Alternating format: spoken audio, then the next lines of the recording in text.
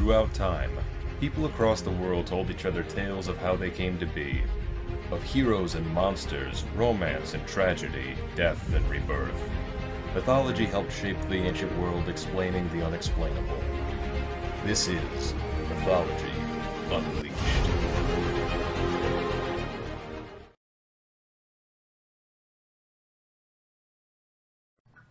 Aphrodite, the Greek goddess of love and beauty, was said to possess aesthetic beauty that no mortal could ever describe with spoken words.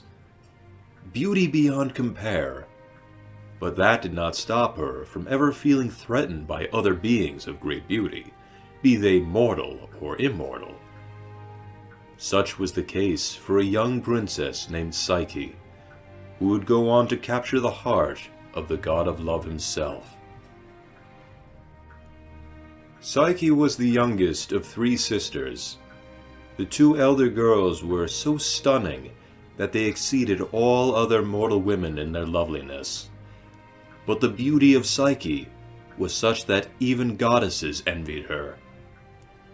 People came from all over Greece to admire Psyche, and they were so enamored by her gorgeous appearance that they even began paying her divine honors normally reserved for Aphrodite, whose ceremonies were neglected, and whose temples were defaced. Angered by this insolence, insulted by this young girl's very existence, Aphrodite concocted a facetious plan to make poor Psyche suffer for the remainder of her life.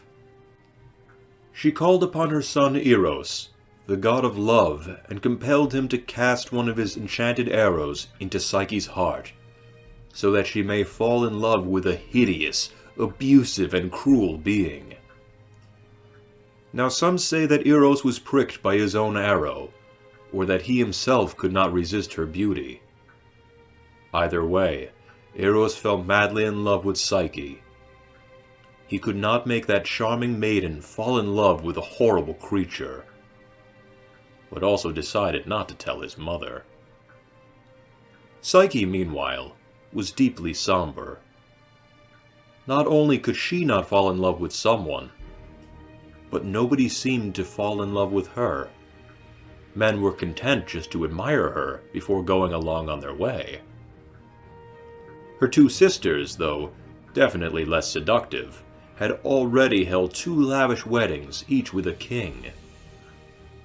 Psyche was the most beautiful girl on earth, but she was sad and lonely, always admired, but never truly loved. It seemed that no man wanted her as his wife. Psyche's father went to visit the Oracle of Delphi to ask Apollo for advice on the matter. Speaking through the oracle, Apollo decreed that Psyche was to be brought to the summit of a mountain, dressed in mourning attire, and to stay there alone. The husband that was assigned to her, that would only be with her at night, would arrive to claim her. None could imagine the despair of the family and friends of Psyche. But little did the king and queen know, and even less did Psyche, that the being described by the oracle was none other than Eros himself. Soon after, she was left alone upon the craggy mountain top. The frightened Psyche was lifted by Zephyrus, the west wind, who wafted her gently down into a deep valley, and laid her in a bed of fragrant flowers. In the midst of a nearby wood, Psyche happened upon a heavenly palace, so luxurious and splendid that the Olympian pantheon as a whole would have perhaps marveled at it. After being provided by a host of invisible servants, Psyche went to bed, and there in the darkness, she was visited by Eros, her unknown, unseen husband, who made a perfect consummation of their marriage, and left her just before dawn. In time, Psyche had grown pregnant with Eros' child, and she could not help but think that nothing could ever spoil her happiness. After some time, though, she began to miss her family. She asked her still unseen husband, who had explicitly told her that he would leave her if she ever saw his face, if it would be possible for her sisters to visit her from time to time. After she solemnly swore that she would ignore her sisters' pleas or advice, whatever they may be, Eros granted Psyche her wish. Thousands upon thousands of embraces were shared between the sisters, reunited after so long. Yet, with every succeeding visit, the sisters of Psyche grew more and more jealous of their siblings' extraordinary fortune. And when Psyche revealed to them that she had not the slightest idea of what her husband looks like, they frightened her with the idea that her husband could be an ugly beast with plans to devour their baby once it arrives. They convinced her to kill him. That very night, Psyche approached Eros as he slept, with a lantern in one hand and a blade in the other. It did not take her long to identify him. Not only did she recognize the immense beauty of Eros, but also his bow and arrows lying beside him. Awestruck and curious, she pulled one of the arrows out of the quiver and pricked herself. The pain startled her, and a drop of burning oil from her lantern fell upon the shoulder of Eros, waking him. As soon as he realized that his wife had broken her promise, he fled without a word. The arrow had done its work, and Psyche had fallen ever more intensely in love with Eros. Desperate to find her husband, Psyche started searching for Eros right away, wandering through country after country in vain. The gods were of no help either. Even Demeter and Hera refused to aid Psyche on her quest. Having exhausted all options, Psyche made her way to the palace of Aphrodite herself. Aphrodite's rage knew no bounds, furious at her son and furious at this mortal woman. The goddess of love and beauty showed no mercy, and she submitted Psyche to incredible pain and torture, giving her tasks as formidable as those once given to Hercules. Aphrodite took a great quantity of wheat, barley, millet, poppy seed, peas, lentils, and beans, and mingled them all together in a giant heap. Psyche's task was to sort the seeds into separate piles within a single day.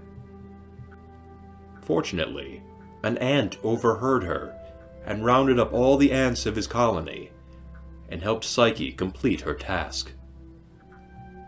Next, Aphrodite tasked Psyche with gathering golden wool from a nearby flock of dangerous sheep. With guidance from the green reeds that seemed to speak to her, she waited until the sheep fell asleep in the heat of the afternoon and gathered their golden fleeces.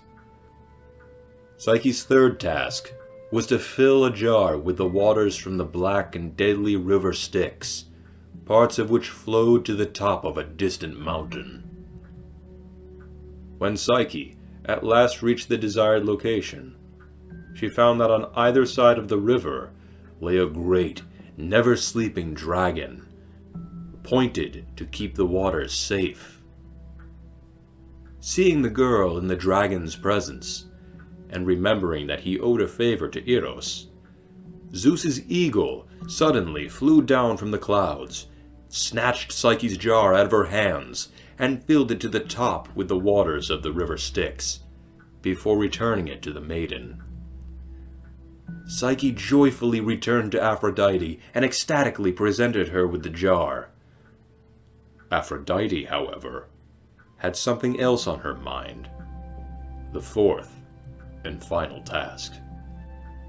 Aphrodite sent Psyche to the underworld to ask from Persephone a day's worth of her beauty, to pack it in a box and return it to the goddess, without opening the box.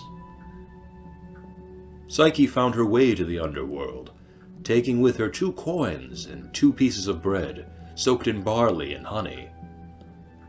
she used the first coin to pay Karen for her fare across the river Styx, and the first piece of bread to calm Cerberus and be allowed entry to the domain of Hades. There she found Persephone, and fetched a little of the Queen of the Dead's beauty. Psyche ventured back to the land of the living, calming Cerberus with the second piece of bread, and paying Karen with her final coin.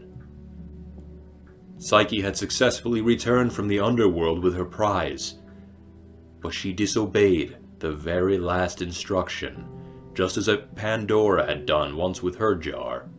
Psyche too opened the box of Persephone. Though the act was done neither out of curiosity nor of spite, Psyche had merely hoped that a dash of divine beauty would help her win back the love of Eros. However, she could perceive no beauty nor anything else, save only an infernal and deadly sleep. Eros, who could neither live with or without Psyche any longer, secretly flew out of his chamber and found Psyche. Upon reaching her, he wiped away the cloud of sleep from her face and put its essence back in the box. He lifted his beloved wife into the air, and Psyche was able to bring her present to Aphrodite, just in time. Not wishing to see her tortured any further, Eros petitioned Zeus for his blessing. Upon agreement, Zeus then made Psyche immortal by giving her ambrosia, not only so that she and Eros may be united, but so that Aphrodite may finally be appeased. In time, Psyche's baby was born, a daughter who would go on to become the goddess of pleasure. The tale of Eros and Psyche.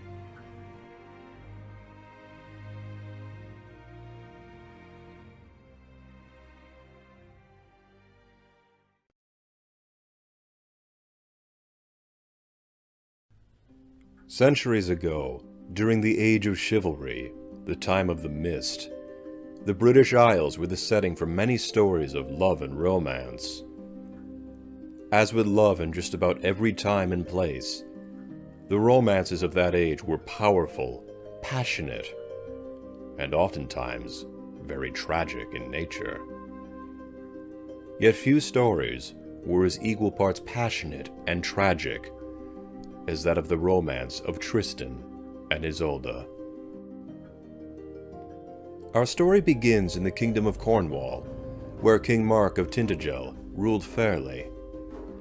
He had no wife, no queen to call his own, and no son to call an heir. But this did not bother him truly, for he had declared that his closest blood relative, the noble Tristan, his nephew, would inherit his throne. It was a logical choice, for Tristan was fiercely loyal to his uncle, a learned youth, strategically gifted, and tutored in the arts of music and poetry, as well as a nigh unmatched swordsman, acting as the protector of the kingdom, and even defeating Mark's rival, the Irish knight Morold. Other nobles within Mark's court disdained Tristan's favor and claimed to the throne, but none of them had the courage to question Mark's love for his nephew, nor to face Tristan in single combat. One day, Mark saw a bird with a single strand of beautiful hair in its beak, golden color, like the rays of the morning sun.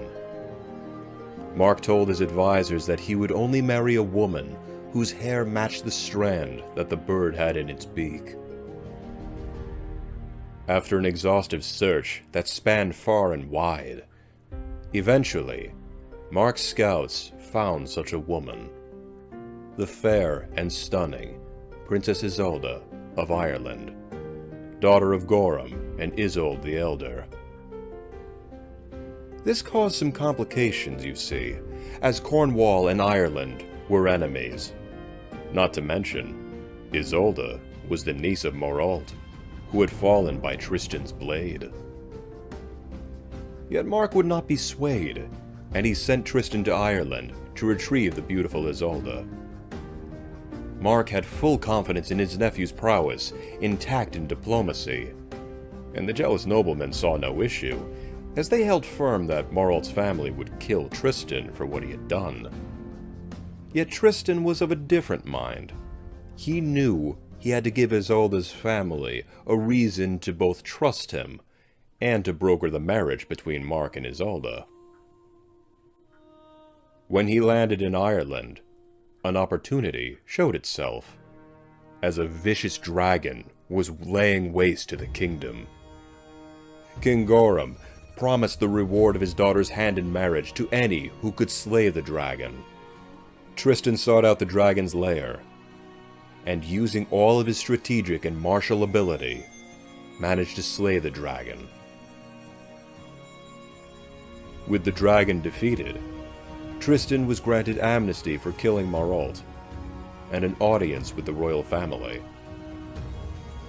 He explained to the king and queen his original mission, and they allowed the union of their daughter and King Mark, honoring their promise in regards to slaying the dragon, and ultimately to find some peace between two rival nations. But not all were confident with the arrangement. Isolde's mother doubted the integrity of a relationship between her daughter and a much older enemy king. So she concocted a powerful love potion and secretly mixed it in a wine bottle as a gift for the soon-to-be newlyweds. Only Isolde's handmaiden, Bronwyn, was privy to the nature of the wine and was held to secrecy. As love stories are expected to go, things did not go exactly to plan. On the voyage to Cornwall, Tristan and Isolde had made each other's acquaintance, and a mutual attraction was born. But as they both held loyal to their promises, they did not act upon nor even acknowledge their feelings for each other. Having grown thirsty, Tristan found the enchanted wine and poured a cup for himself and for Isolde, neither one knowing of the love potion mixed within. The effects of the potion were instantaneous, for once it hit their tongues, Tristan and Isolde's attraction to one another blossomed into powerful romance. Love that burned with the light and passion of a falling star. The two made love upon the ship, and were discovered by Bronwyn. The handmaiden revealed the truth of the love potion to the newly found lovers, and the weight of their dire situation had dawned upon Tristan and Isolde. Isolde was betrothed to Mark, Tristan's uncle, yet the effects of the potion were not easily fought. No matter the course of action chosen, someone was going to get hurt. When they at last arrived at Tintagel, Mark welcomed his nephew and new bride, and soon after had married the lovely Isolde. The remainder of the potion was given to Mark, and he too felt the elixir's power, his love for Isolde nearly as strong as Tristan's. As time would go on, Isolde lived happily with Mark in his court, for he was a loving husband, and treated her fairly. And yet, when they would retire to their bedchambers at night, Isolde would sneak out of their room and find Tristan, and spend the night with him before returning to her husband by daybreak.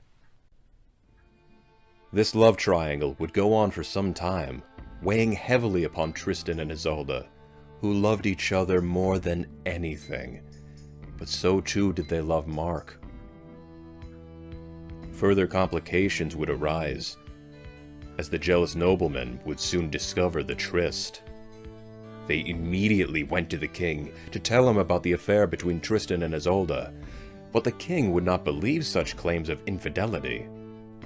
Were it true, Mark would have no choice but to charge both his wife and nephew with crimes of adultery and treason.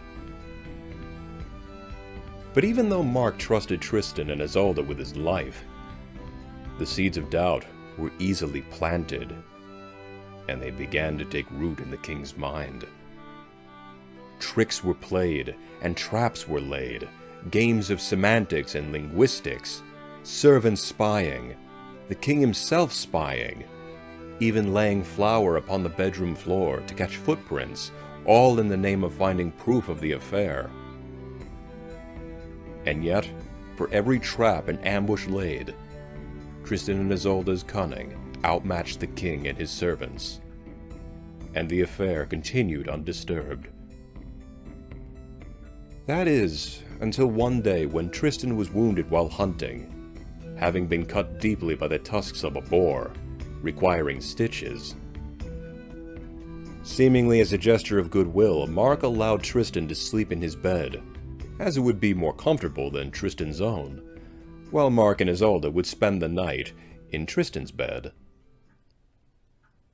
That night, when Tristan and Isolde lay together, his wound had reopened, and stained the sheets of their bed with his blood. When Mark discovered Tristan's blood on the bed sheets, and caught the scent of his wife on his body, he had surmised that the rumors of affair were true.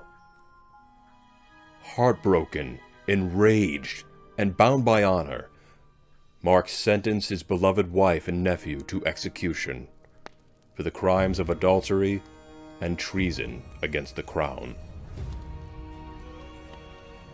In a daring move, Tristan had escaped bondage and rescued the fair Isolde from certain death, and the two lovers fled deep into the forest of Moreau.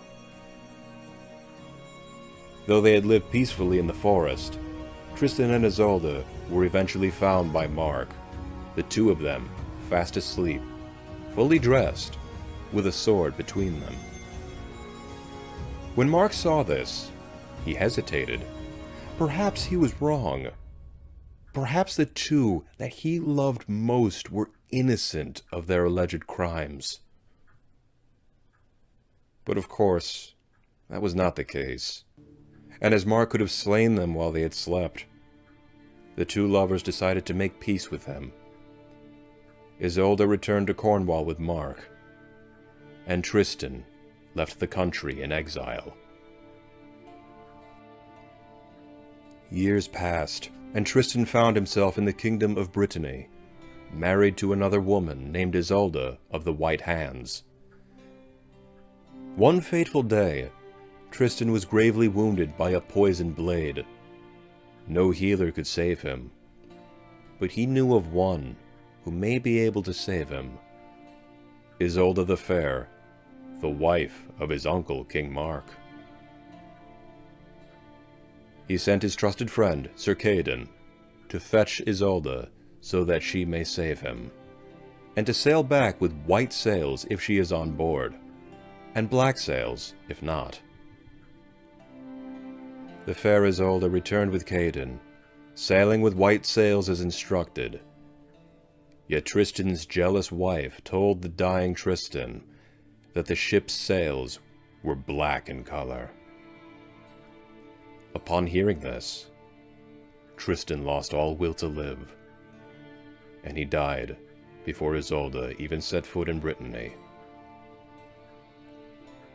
When Isolde found her true love's lifeless body, she was overcome with insurmountable grief.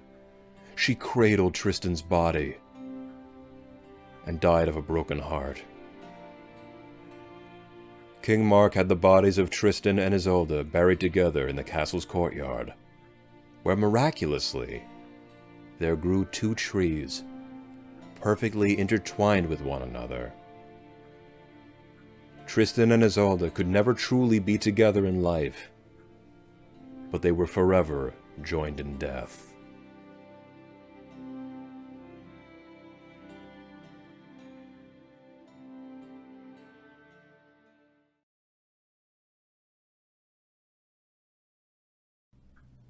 Long ago, at Mount Amay, there lived two snakes, one as white as fresh snow, and the other as green as jade, and the two were as sisters in bond. Though they were both animals in origin, the two of them, namely the white snake, had a great deal of compassion and empathy for other creatures.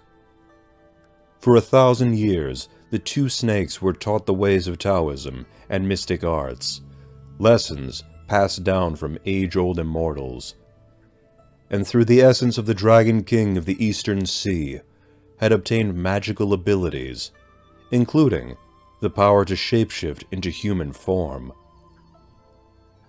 Using this power, the two lady serpents transformed themselves into beautiful women, and called themselves Bai Suzhen and Xiaoqing.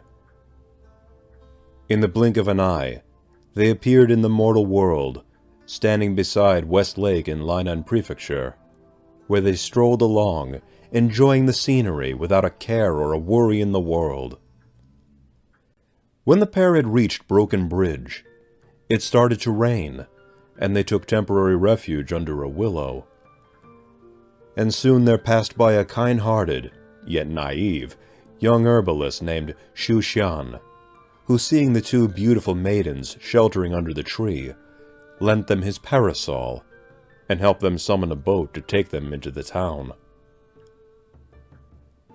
Bai Suzhen, with her enormous heart, felt indebted to him for such kindness, and she invited him to come to their house the next day so that she may return him the umbrella, and perhaps get to know this handsome kind youth a little more. Over the course of that visit, and several subsequent times together, she learned that Shu was an orphan, living with his older sister, and working in an apothecary shop. In no time at all, Bai Suzhen found herself falling in love with Suzhen, and she proposed that they be married. Shu was delighted, being too poor to have any other prospects, and being dazzled by her great beauty in any event. So under the direction of Xiaoqing, they worshipped heaven and earth, and were joined in matrimony. They opened their own apothecary, and Bai proved to be excellent at blending herbs, creating new combinations for medicinal purposes, and consultation with clientele.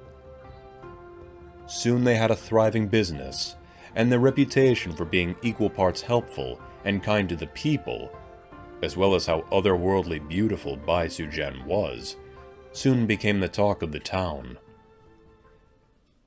In time, word reached Jinshanxi, the Golden Mountain Monastery, where a Buddhist abbot named Fahai dwelt. A self-righteous man with more than his fair share of pride, Fahai quickly recognized Bai for what she was, a snake demon of potentially great danger to humans, and so he sought to warn the affable yet naive Shu. But Shu refused to believe such a ridiculous claim, that his wife was a snake demon? Surely the abbot had lost his wits. But Fahai was determined and clever, and he urged the youth to give her Realgar wine on the day of the Dragon Boat Festival, telling him that it was an aphrodisiac, but hiding from him that the wine would revert her to her true form. And so the affable yet naive Suzhen did as he was bade by Fahai, and gave Bai a cup of Realgar wine. Upon finishing her cup, Bai Suzhen suddenly felt quite ill, and so she retired to bed. Later that same night, Suzhen went to tend his wife, but when he entered the bedroom, he saw on his bed an enormous white snake. Shocked beyond all reason, Shu was so frightened that his heart seized within his chest, and in that instant, died. When she had recovered, Bai was horrified to discover her husband lying dead, and she cradled him in her arms closely. Bai Suzhen, at her core, was a healer, and would use all of her skills and her powers to revive the man she loved more than anything in heaven or on earth. With the aid of her sister, Bai Suzhen, the White Snake, journeyed through the Kunlun Mountains, facing peril after peril, both mortal and immortal alike, and battling the disciples of the Old Man of the South Pole before she at last succeeded in pilfering a legendary herb known as Ling-Ji. With her powers as a healer and herbalist, and no absence of magic, Bai Suzhen succeeded in bringing her beloved Suzhen back from the dead, healed both physically and spiritually, and with a notably stronger heart. Though he loved her dearly, and felt grateful to her for bringing him back to life, Shu had more than a few reservations about Bai, namely, that she was a snake demon in human form. But before the couple could properly heal their lives, the abbot kidnapped Shu and held him hostage at the monastery. Shaoqing urged her sister to give up on this unnatural marriage to Shu. Find an immortal or a he-snake out there who would make a fine husband. But Shaoqing's words fell on deaf ears. Bai had rescued Shu from the hands of death, and what's more, she was pregnant with his child. She was not going to let a paranoid monk come between them. Bai and Shaoqing went to the monastery to demand the release of Shu, but Fahai would not budge.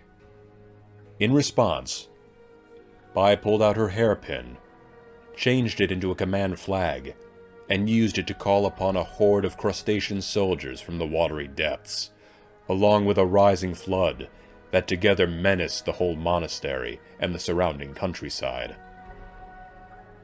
But the monk was not without his own magic, granted to him by various protective deities. Fahai cast off his robe and hurled it at the oncoming water, and in an instant it became a dam that held back the flood. Defeated, the two snakes fell back and retreated to the broken bridge beside the very willow where they had met Suzhen. As the battle was subsiding, Shu had managed to escape from the monastery by manipulating some of the more sympathetic acolytes of Fahai, and thus ventured to rejoin Bai at the willow. Bai Suzhen, the white snake, confessed everything to him: her origins, her powers, her pregnancy, but also her undying love for him. Shu in turn swore his own love for her, not caring if she was a snake or a demon or anything else. Though Shaoqing was less forgiving of him, having unwittingly caused immense grief for everyone involved, the three lived together in peace, and in no time at all, Bai and Shu's child was born, a beautiful little boy whom the couple named Shu Shilin. But the domestic bliss was cut short, as Fahai had ambushed them, imprisoning Bai under the Leifeng Pagoda of Thunder Peak. And so Bai Suzhen, the white snake, lay trapped for many years, her son being raised by Suzhen and Shaoqing while she waited. Shu Shilin grew up to be a wise and spiritual scholar, and it was through him, on a visit to the fabled pagoda, that Bai Suzhen was at last released from her confinement, and she was reunited with her dear family.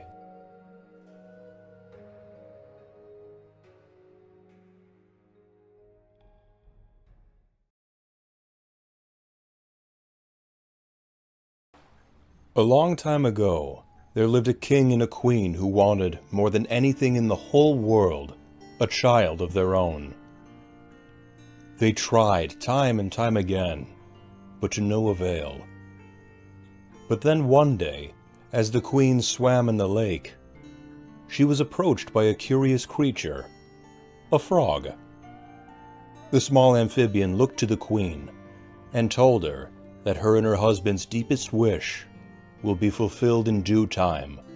Before a year has gone by, they will have a daughter. The frog's words turned out to be true, and before 12 months had elapsed, the king and queen had a lovely daughter, and their hearts were filled with joy. The king called a grand feast in honor of his newborn child, the new princess, and invited royalty, nobility, gentry, relatives near and far, dear friends, and most distinguished of all, the wise women of his kingdom, the good fairies, as they were called, in order that they may be kind and well disposed toward the child. There were 13 in his kingdom, but as he had only 12 gold plates for them to eat from, he opted not to invite one of them. The feast was a grand spectacle, and the wise women bestowed gifts upon the child, gifts of beauty, song, virtue, modesty, riches, and so forth, gifts that anyone would want to have for themselves. When 11 of the 12 had given their gifts, the 13th burst into the throne room, enraged at not being invited to the christening, and determined to get justice for such an insult. Without even acknowledging the king, the queen, the guests, or even the other wise women, she cast a wicked spell, and decreed that during her 15th year of life, the princess would prick her finger on the spindle of a spinning wheel and die. Without another word, the slighted fairy turned and left, the king's court as silent as the grave. All in attendance were in shock, but there was a glimmer of hope to be had. The final wise woman approached and gave the princess her gift. She could not undo the magic of her sister, but she could soften it instead. The princess would not die, but rather fall into a deep sleep of 100 years. The king was determined to find a way to keep this curse from ever taking place, and he decreed that all spinning wheels and spindles in the kingdom be burned. But a bonfire could not stop magic or destiny.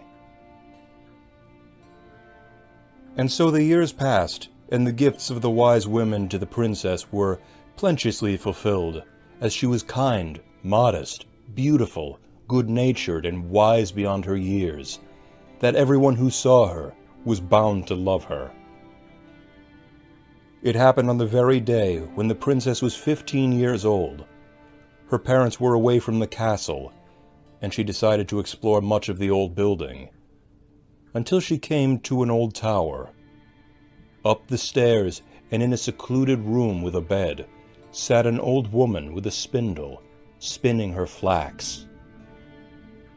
Fascinated by the contraption, the princess examined the spindle as it spun, and as fate would have it, she pricked her finger on the spindle, and the spell took hold.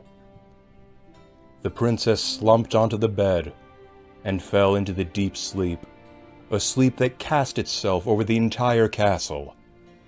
Her parents had returned home at that moment, and they began to go to sleep, and the entirety of the court followed. The servants in their quarters, the dogs in the yard, the horses in the stable, the pigeons on the ramparts, the flies on the wall, and even the fire itself fell asleep. The curse continued on.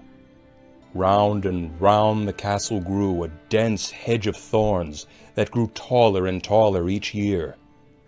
It covered the whole of the structure, until there was nothing of it to be seen, not even the flag on the roof.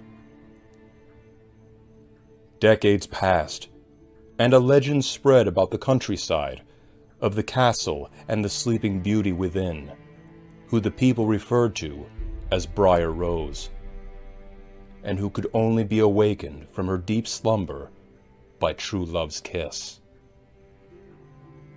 Many ambitious youths, sons of kings and nobles, ventured forth to win the heart of Briar Rose and awaken the sleeping beauty, but none could make it through the thorny hedges.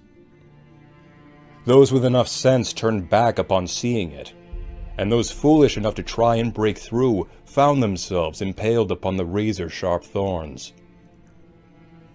When nearly 100 years had passed, a young prince had heard the stories of the sleeping beauty, and sought the same goal that had taken the lives of so many before him.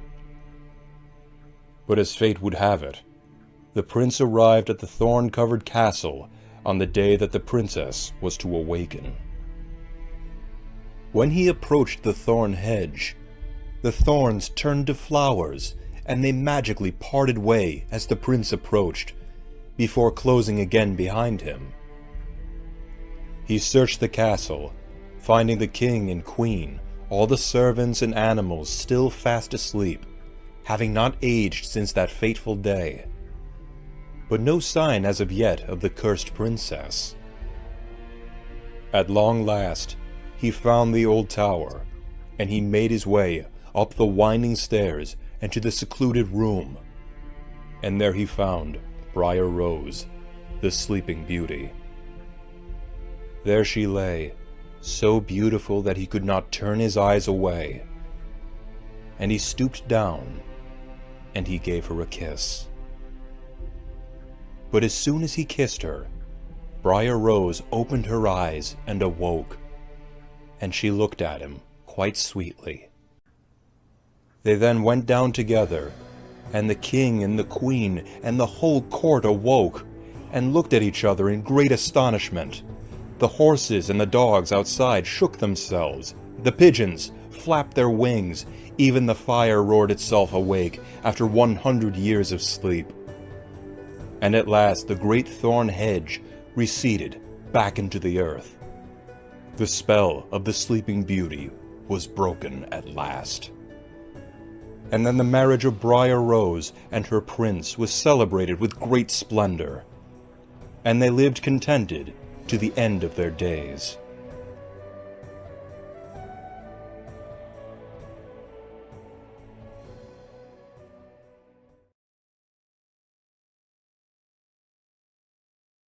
Long ago, there lived a poor peasant who had so many children living in his cottage, all loving and beautiful, that he did not have enough of either food or clothing to give to them.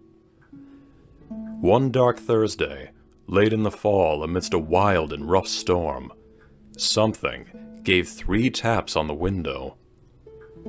The father went out to investigate the matter, and saw, standing in the doorway, a great white bear. Much to his surprise, the bear spoke to the man in a cordial, if gruff, speaking voice. The bear came to ask the man for his loveliest daughter's hand in marriage, promising to make him as rich as he was now poor. The girl outright refused. Nothing could sway her to say anything else. So the man went out and settled with the white bear that he should come again the next Thursday evening, and he will receive an answer. Over the week's course, the man talked to his daughter, going on and on about the riches the family would receive, and how well off she herself would be. At last she agreed to it, so she washed and mended her rags, and made herself as smart as she could. Soon she was ready for the trip, for she did not have much to take along. The following Thursday, the white bear arrived to fetch his new bride. She climbed on his back with her bundle, and off they went. After they had gone a good way, the white bear asked the girl if she was afraid. She was not, and he reassured her that she was safe so long as she was with him. The two rode a long, long way, until they came to a large, steep cliff. The white bear knocked on the rock wall to reveal a door, and they came into a castle where there were many rooms all lit up, gleaming with silver and gold. Then the white bear gave her a silver bell, and when she wanted anything, she had but to ring it, and she would receive it at once. After they had dined, the girl felt sleepy from her journey, and thought she would like to go to bed. So she rang the bell, and she had barely rung it before she found herself in a room where there was a bed made as fair and white as anyone would wish to sleep in, with silken pillows and curtains and gold fringe. After she had gone to bed and put out the light, a handsome man came and laid himself alongside her. It was the white bear, who cast off his pelt at night. But she never saw him, for he always came after she had put out the light. Before the day dawned, he was up and off again, beast again. Things went on happily for close to a year's time, and the girl grew into a fine young woman. But at last she became quiet and sad. When the white bear asked what was the matter, she told how she longed to go home to see her family once again. The bear granted her wish, but made her promise not to talk alone with her mother, only when others would be around to hear, lest misfortune would befall the both of them. And so one Sunday, the white bear set off on their journey, traveling far and long before they came to a grand house, the girl's family's new home. When they reached the house, the white bear reminded her of the promise, turned around, and left her. She went in to see her father and mother, and there was such joy that there was no end to it. None of them could thank her enough for all that she had done for them. They now had everything they could wish for, as good could be. That evening, after they had eaten dinner, her mother wanted to talk with her alone in her bedroom, but she remembered what the white bear had told her, and would not go with her. But somehow or another, her mother got to her at last, as mothers always do, and the girl had to tell her the entire story. She told her how every night after she had gone to bed, a man came and lay down beside her as soon as she had put out the light, and how she never saw him, because he was always up and away before the morning dawned. Her mother was alarmed and warned her that it may well be a troll that she was sleeping with. She gave the girl a candle stub to carry home, and instructed her to light it while he slept, but to be careful not to drop any tallow upon him. That evening the white bear came, and took her back to the castle with him. That night, when they had reached home, and the girl had gone to bed, it was the same as before. A man came and lay down beside her, and fell fast asleep. Her mother's words haunted the girl. Was her new husband truly a troll in disguise? Did her family sell her to a monster unwittingly? Her thoughts raced, and she arose and lit the candle. Letting the light shine upon him, the girl saw that he was no troll, disguised or otherwise, and he was the most handsome prince one ever set eyes on. She fell so deeply in love with him, it seemed as if time itself stood still to let them have the moment. She bent down to kiss him, but as she did so, 3 drops of hot tallow dripped onto his shirt, and he awoke in a fright. The man who was once the white bear was horrified. "What have you done?" he cried out. He explained to her that if she had held out only this 1 year, he would have been free from a curse cast upon him by his wicked troll-woman stepmother, a curse that made him bear by day and man by night. But now all ties were broken, and he had no choice but to leave her and return to his stepmother and marry her daughter, a troll princess with a nose 3 yards long. The girl cried and grieved, but there was no help for it. He had to go, and she could not accompany him. She begged him to tell her the way so that she may seek him out. But he told her it was hopeless, for his stepmother's castle lay east of the sun and west of the moon, and she would never find her way there. The next morning, when she awoke, both the prince and the castle were gone, and she was lying on a little green patch in the midst of a thick, dark forest, and by her side lay the same bundle of rags she had brought with her from her old home. When she had rubbed the sleep out of her eyes and cried until she was tired, she set out on her way and walked many, many days until she came to a high cliff. An old woman sat under it and played with a golden apple that she tossed about. The girl asked her if she knew the way to the prince, who lived with his stepmother in the castle east of the sun, west of the moon, and who was to marry the princess with a nose 3 yards long. All the crone knew was the girl would get there either too late or never, but allowed her to borrow her horse, and pointed her in the direction of her nearest neighbor. She might possess information on the lost prince. The crone then gave the girl her golden apple as a token before seeing her off. The girl rode a long, long time until she came to another cliff, under which sat another old woman, this one with a golden comb. The girl sent the horse home and asked the old woman if she knew the way to the castle that lay east of the sun and west of the moon, and she answered, like the first old crone, that she knew nothing about it, except that it was east of the sun, west of the moon. And like the first crone, the second lent her her horse so she could ride to the nearest neighbor, and gave her the golden comb as a token. So the girl got up on the horse and again rode a long, long way until she came to another Greek cliff, under which sat another old woman, spinning with a golden spinning wheel.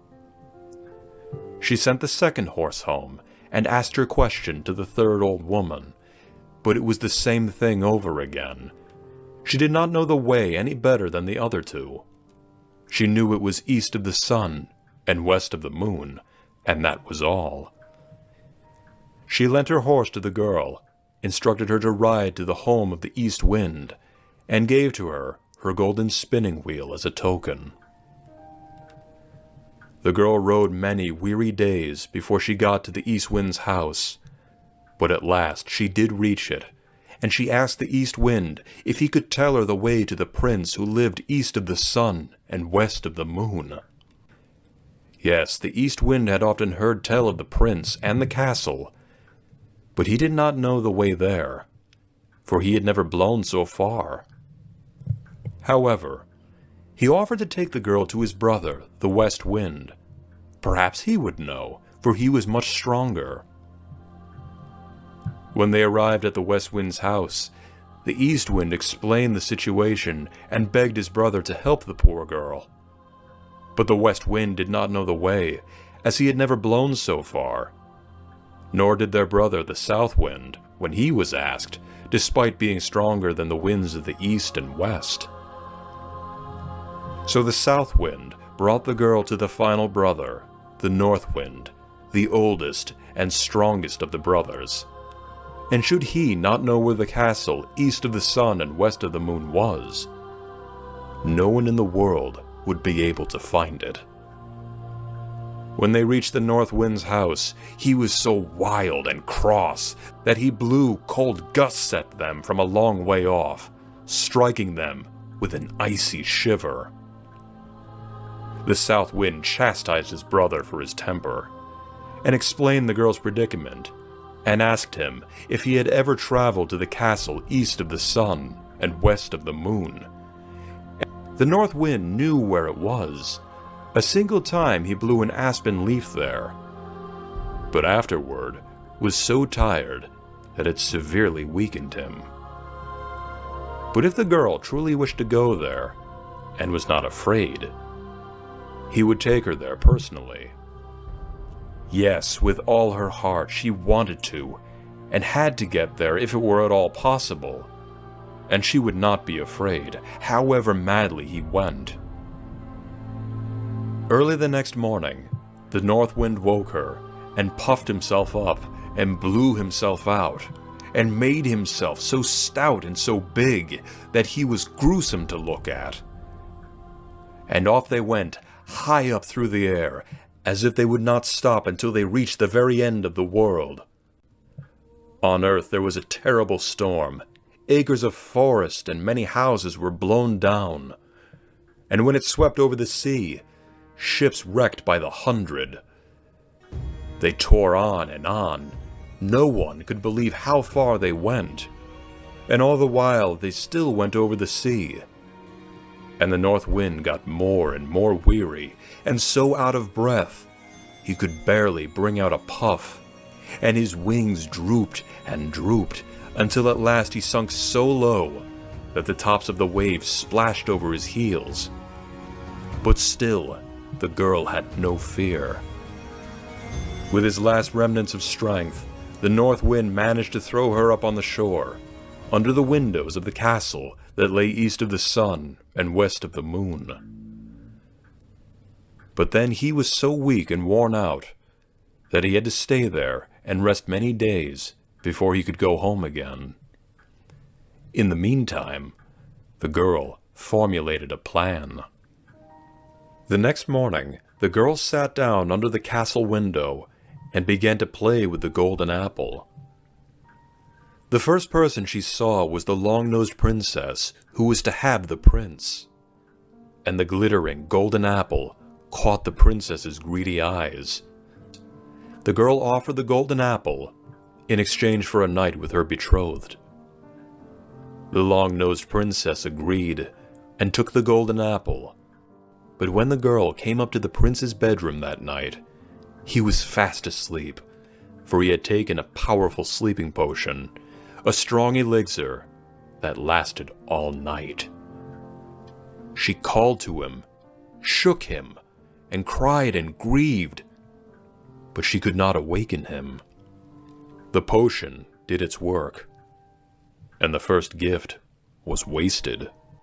The next day, the girl sat down under the castle windows and began to card with her golden comb, and the same thing happened. The princess asked what she wanted for it, and the girl gave her the golden comb for a night alone with the prince. But when she went to his room, she again found him fast asleep, and however much she called and shook and cried and prayed, she could not spur him from the potion's spell.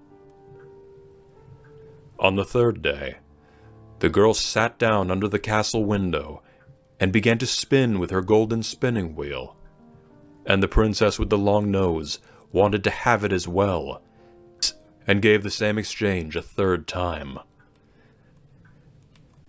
Now the prince was entirely unaware of the beauty that slept at his side, for she was rushed from the room at break of dawn each time.